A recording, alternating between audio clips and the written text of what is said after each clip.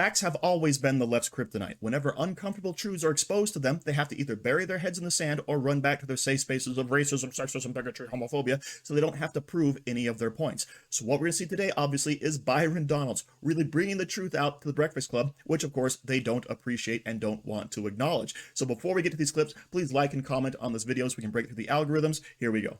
The number of police officers who would get full immunity for their role in killing and being violent with people in our community like George Floyd, Breonna Taylor, Tamir Rice, Freddie Gray, Philando Castile, Charlene Lyles, Manny Ellis. Is that really the kind of rhetoric that you want to push, especially at the Breakfast Club? So let me respond to a couple things. Number one, the George Floyd Justice and Policing Act. There were actually two bills that were moving through the United States Senate that year. There was the George Floyd Policing Act that you discussed, and there was the bill that was written by Senator Tim Scott. They were both moving, moving through the Senate, right? The Tim Scott bill is the one that could have got signed into law. It was essentially a mirror image of the George Floyd bill, except for qualified immunity. The difference between those two bills, and Angela, you just acknowledged it, the only difference between those two bills was qualified immunity. The issue with qualified immunity is very simple. If you remove qualified immunity from policing, you're going to have less officers on the street. Police officers make what? $70,000, $80,000, $90,000 a year. They have, most law enforcement has about 40 million or more encounters every single year with citizens.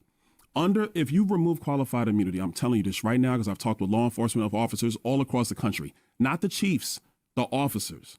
They will not be working these communities. I'm from Brooklyn, New York. I'm from Crown Heights, Brooklyn. I may not have always loved having the police in my neighborhood, and that's just a thing from a kid. I may not have always loved it, but when I needed them, they were there. And a lot of our officers today, they're black, they're Hispanic, they're white. So removing qualified immunity only lowers the number of officers in communities. What we're seeing right now is a movement of policing from states where they're not really respecting law enforcement to states where they do, or there's not that moral support for law enforcement. I was in my district yesterday. I was talking with an officer who's from Philadelphia. He was a Philadelphia officer.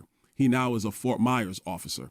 I asked him, I was like, well, why'd you make the move? He goes, because up there was no support for me as an officer for what I love to do, which is serve my community. So I said, enough is enough. I'm a move. He went to Florida. My sheriff in Florida, he's like, I have more applications coming from officers who are in states or in localities where they're not getting the moral support or whatever they need to continue to do their job day in, day out. And so they're leaving. Well, who does that hurt? That hurt. Who does that really hurt, though, Charlamagne? Yeah, because if you don't have officers if you don't have officers on the streets or officers, in urban areas, who's really left in that lurch?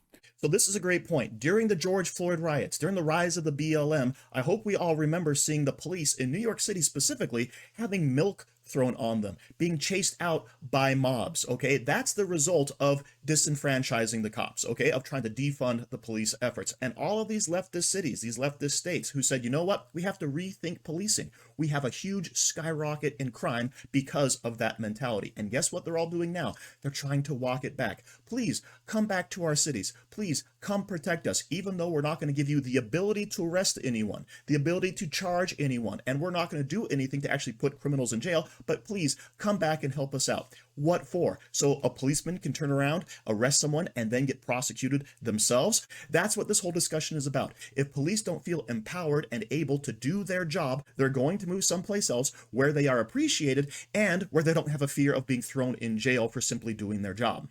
Yeah, I'm just trying to figure out what does qualified immunity have to do with having less police officers? Because the economic incentive of qualified immunity means that your personal assets aren't gone after if something goes wrong. So, you're in business.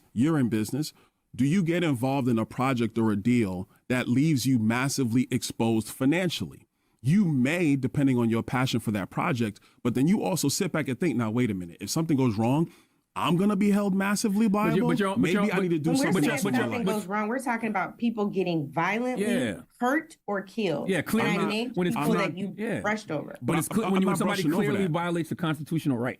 And when you violate a constitutional right, qualified immunity doesn't apply to you. And that's what I'm talking about. It does not. And Angela, don't do that. It does not. I thought that was the definition. I thought that was the definition. No, it does not. I thought that was the definition. No, it does not. If you carry yourself outside of the confines of your training and the protocols of that department, qualified immunity doesn't apply to you. It does That's not true. That is very true. That is very That is true. patently That false. is it's patently true, and we need to make sure we have that accurate. We cannot make that statement because you have a lot of officers out here who do their job with honor and dignity and respect for the people that they serve.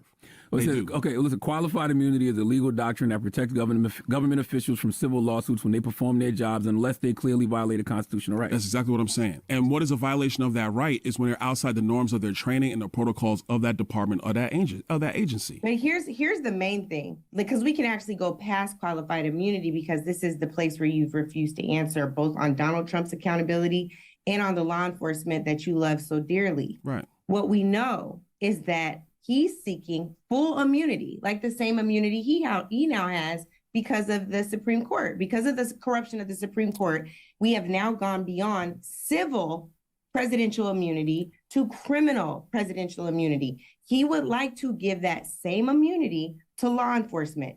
True or false? Well, let's expand that a couple things. True or false? You can't ask a true or false, Angela, because you got to explain the details. No, see, this is the problem. I don't want you to explain the details, because when you explain the details, why you don't want people to hear the details, Angela? The details are what the things that matter. You got to explain the details, or then you just talk. You're just talking, and then explain. If you don't explain the details, then you're just talking. Yeah, So the Breakfast Club just got fact-checked in real time. They didn't know what qualified immunity was. They thought it meant you could do anything as long as you're a government official. If you're a police officer, you can do whatever you want and have no reprisals. Wrong. You cannot violate constitutional rights. So in other words, if a police officer is acting within the confines of his training, within the confines of his authority, he can't be sought after by someone trying to get a civil settlement from him for a supposed wrongful arrest or something like that. But let's say a police officer goes on a rampage. Yes, he can be arrested and charged for that, okay? It makes perfect sense to anyone with a functioning brain. So as soon as Charlamagne reads the definition of qualified immunity, Angela changes her tune real quick. She goes from calling it patently false, the statements that Byron Donalds is making, to saying, well, answer this question, true or false? And when Byron Donalds says, well, we want to get into the details of answering these questions, not just simple yes or no's, what does she say? I'm not interested in the details, right? And that's what the left always does. They make these big, broad, sweeping statements and say, do you agree or disagree? When in reality, it's like, well, I can agree with part of this and not with other pieces, or rather, how do you mean that? Then we can discuss it, all right? But the details, the minutia, that is what matters, especially when you're discussing policy. And yes, you have just put on display that you had no clue what the facts on the ground were. So in 2024, what are the economic policies? What are the national security policies? What are the border security policies that are gonna make our country thrive? So whether you black, Hispanic, or white, you could thrive. Why? And so I think it's important. Then would you have to say that if it wasn't a racist country, whether you're black, white, or Hispanic, you could thrive? No. Are we thriving? Are members in your I would state, argue black we're not. folks in your I would state argue we're not thriving? really thriving right now. This inflation, which by the way was brought to us by Kamala Harris, has really slowed down people from being able to excel. By Kamala? Yeah. Vice president. Charlamagne. It's still a president. Charlamagne, listen, man. When Joe Biden wanted to do his American Rescue Plan, Kamala Harris was the tie-breaking vote in the United States Senate. She broke the tie that started this inflation that has hurt so many people in our country. Everybody listening to your show. It's not true? First of all, you sure you want to go there? Tie-breaking vote. You sure you want to go there? Go outside, What you Congressman, pulling when you out? go outside. You sure you want to go there? district, Okay, let's go there. You had it You pretty got much. notes. What I- You got what I notes, Angela, actually- right? That's fine. I have notes I'm too. gonna give it. And I'm gonna the give it to biggest note I Charlamagne. have today I'm gonna give it to Charlamagne. is that I on don't every even want to hold question it I've asked, because Angela, hold on now. Go ahead. for every infrastructure project in your community, You can go to should third go page, out just the and highlighted thank portion. Joe Biden and Kamala Harris and the Congress that voted for the American Rescue Plan. Angela, That's what should be happening. Larry Summers wrote an op-ed back in 2021. Larry Summers was the Treasury Secretary for Bill Clinton. He was an economic advisor to Barack Obama. He said that the American Rescue Plan that Joe Biden wanted, that Kamala Harris was the tie-breaking vote in the United States Senate, would create a massive inflation that we have not seen in a generation. Well, guess what?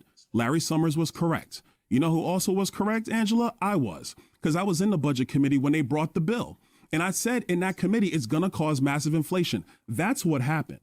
So the problem we have in our economy today is that prices have gone up massively. Wages adjusted for inflation is down. People's pocketbooks are hurting. But we have a presidential election in 40 days. So And I'm gonna ask Envy this question. Envy, you're in the housing business as well. I know because I watch. Figure out how I listen to the Envy's show. being interviewed. No, I'm just asking them a question. Chill, Angela. So I listen to the show. I know you do a lot of business in housing. Mm-hmm. Would you hire somebody that broke up stuff in one of your houses to fix the other houses? No. Exactly. She broke the economy. I'm not going to do this morning, Byron. Why are you not going to do this, Angela? Because I'm bringing facts and not. Hold on now. So now I'm bringing facts and you don't want to do it no more? Come on now, Angela. That's not right. I'm bringing facts. I thought we were going to have a fact-based conversation. Byron Donalds bringing the goods, coming out and saying, yeah, this whole economy right now, it is Kamala Harris's fault. And Charlamagne, no, she's not president. Yeah, she was the tie-breaking vote for the infrastructure bill that added on trillions of dollars of money that was just printed out of thin air, which of course raises inflation, all right? She was the deciding factor. And of course, the Angela lady has to chime in. If you have any infrastructure things going on in your neighborhood, you got to thank Joe Biden.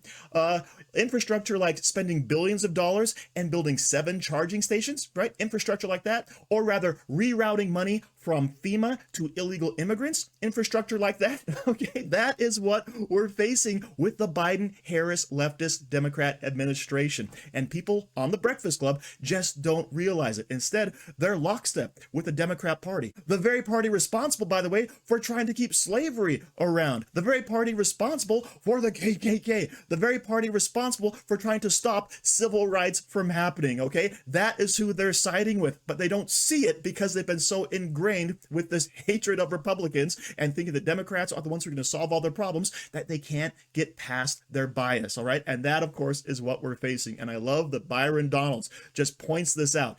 Easy as pie for everyone to see. So thank you for watching. Don't forget to like, share, comment, subscribe, and stay safe out there, people, because they're coming after you.